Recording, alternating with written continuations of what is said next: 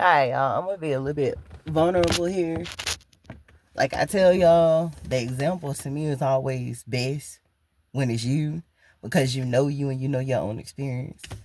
I used to be that person where I needed to see everybody that did me wrong or everybody that wasn't right for me. I needed to see that person as the devil incarnate. I had to give the devil complete credit and say that's a demon in that person. The truth and God ain't in them. I had to imagine that person's life was completely burning up. Like, you did me wrong, you did me dirty, you didn't have to do what you did. And so God gonna get you. I had to do that. I had to do it in order to kind of shield and protect myself and put up a nice big protective default wall to see this person as just being evil, in order for me to say, okay, that's why you ain't in my life. Okay, that's why you walked away from me, why I walked away from you, why we walked away from each other. I had to do it. It was a default in me. And honestly, it goes to the root. Like I tell y'all, it's in the root. It goes to the root. Is that the healthy way of dealing with it? No. Honestly, is it even dealing with it at all? No, it is not. Because what you don't deal with today, you going to get to a point in your life. You could have had blessings, breakthroughs, and miracles that you missed out on and that you weren't even aware, or later you found out. You could have relationships that you were meant to get into, friendships you were supposed to have, business partnerships that was a possibility. And all of those things could have been showing up right in the nick of time when that door was closing and these doors was opening. But because you were stuck in that bitterness, you were stuck in that hatred, and you were stuck in that having to see these people as being more than what they are, which is just people. People that's got flaws, people that's got tragedies and traumas, people that's got their own stuff going on with them that have absolutely nothing to do with you. And because you are hurt, you are in pain, especially if you've had great hurt and great pain. And Lord have mercy, I've had my share of great hurt and great pain. I have lived and grew up in trauma and tragedy and stuck emotions. So anybody and everything else that came outside my own family, while all that hell and high water was, it just added to what was already there. And I too myself was also already going through a lot that most of those individuals didn't even know anything about, because I never opened my mouth and I never shared it with them. I told y'all about the rescuer spirit in the last video, the one just before this one. If you haven't, that might be something for you to go check out if you're dealing with the same kind of issue. But to stay on topic, yeah, it doesn't get past you. Because what happens is, as you heal, whether it took you days, months, or years to heal, when you heal and when you get to that place in your life where more bigger blessings, breakthroughs, and miracles are now transitioning into your life and your world, God will put your life at a standstill, at a pause. And you may very well be going through the eye of the storm. And God would say, you got to go back and you got to pull all that trash out. All that stuff you've been stacking up in your basement and in your attic, all that stuff you've been laying back there in the back seat, or you've been putting over there in that closet, or you've been putting back there in the backyard, you gotta clean all this mess up. And the reason why is because another energy similar to that other person that you've been looking at as evil, evil, evil, and you ain't necessarily been praying on their downfall, but you actually been kind of praying that they get what was coming to them. You praying that they receive their karma. You praying that whatever they did to you, they paid for it. Even though you may not even necessarily want to see them pay for it.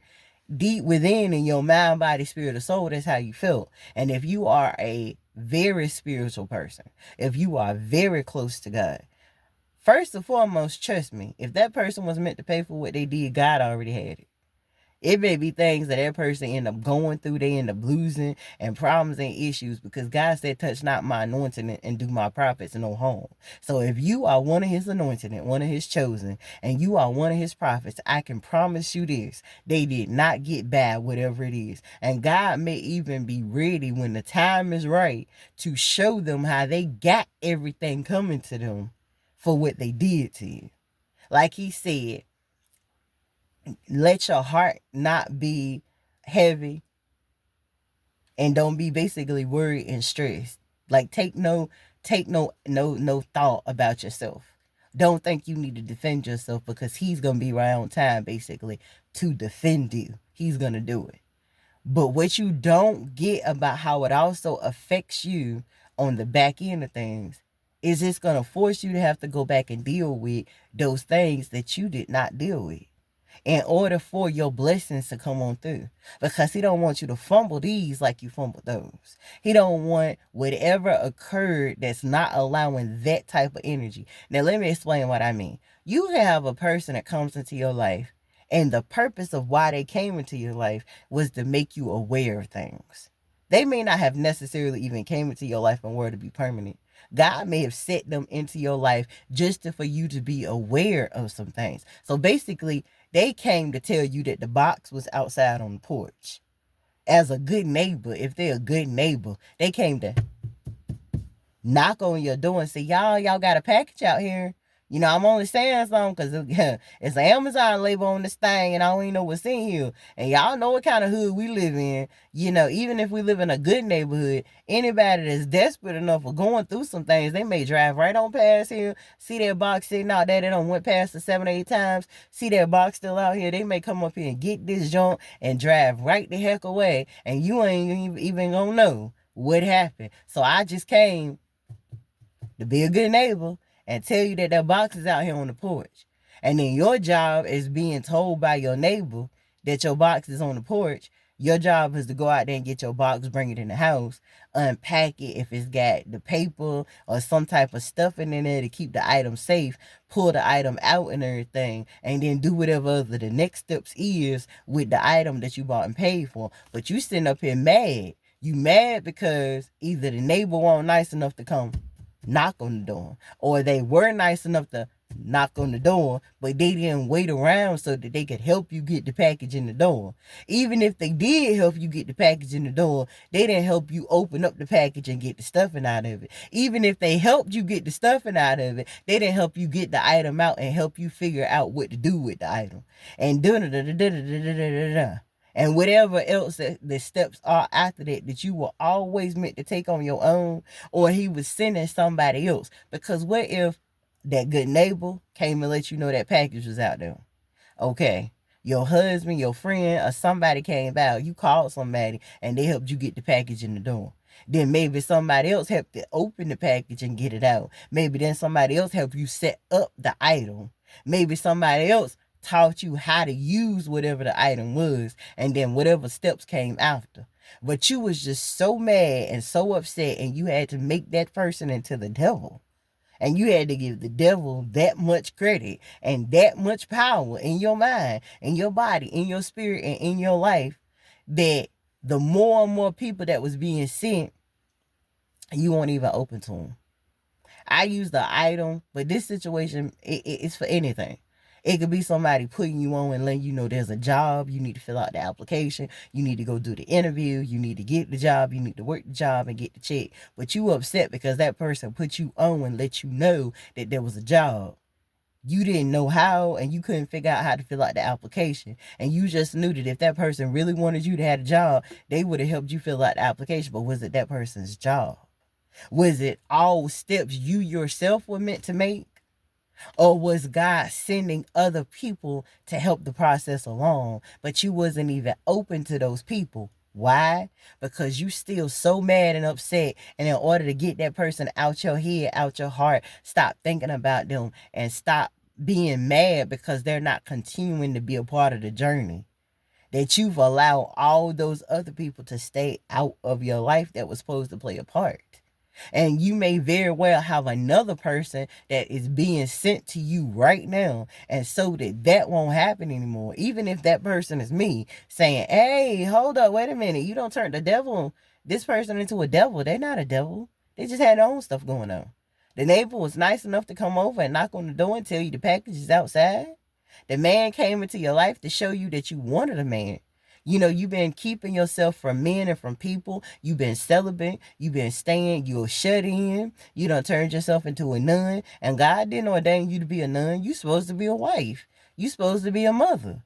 You're supposed to have children. You're supposed to be raising healthy new generations. And the same thing if you're a man, it ain't General Pacific. Hold up, wait a minute. You done gave up on your dream of writing, or drawing, or making videos. Why? Because of what or whoever was attached to that thing in the first place. And you allowed that thing, that one person, that one experience to become so much of a distraction that it's getting in the way of the process that you were supposed to be going through, of the journey you were supposed to be taking, and of the blessings, breakthroughs, and miracles that were supposed to be pouring out in your hands so much that your hands ain't even strong enough or open enough to be able to carry all those blessings that's ready to be bestowed upon you.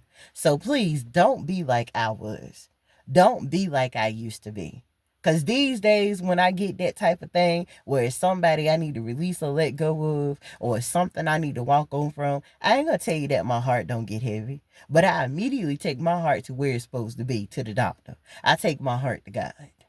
If I'm frustrated and angry, I take that anger to God.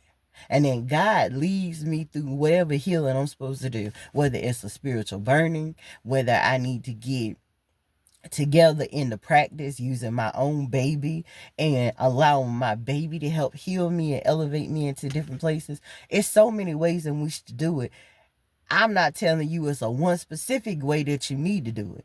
I'm telling you it's a healthy and it's a better way to deal with it. And it will allow you to be set free and allow you to stay free. And it'll allow you to not have so much anger bottled up in you that even if your mother didn't raise you, you healing from the pain of not having your mother is going to bless you to have an amazing mother-in-law, or mothers in spirit, or mentor mothers, mothers that are bosses, mothers that are teachers, are healers, are neighbors. But you can't even get that mothering energy that you missed out on and that you deserve, all because you are allowing that anger of not having a mother to fester in you. The same thing about your father, the same thing about your sister, your brother, and your uncles, the same thing about your best friend from the sandbox, or same thing about that man that broke your heart or that woman that broke your heart. Because when you look at your history of the people you've been attracted, if you allowed yourself to be open, they are all broken pieces of things you never healed. And once you allow yourself to heal from those things, the better and greater version that was always meant to manifest, that's when they will be able to show up. And when they show up, you won't mismanage or fumble it. You will just receive it and enjoy it, because you're in a place and you are a person that can receive it and can enjoy it. I love y'all. God bless y'all. And I hope y'all have an amazing day. You heard me? Peace.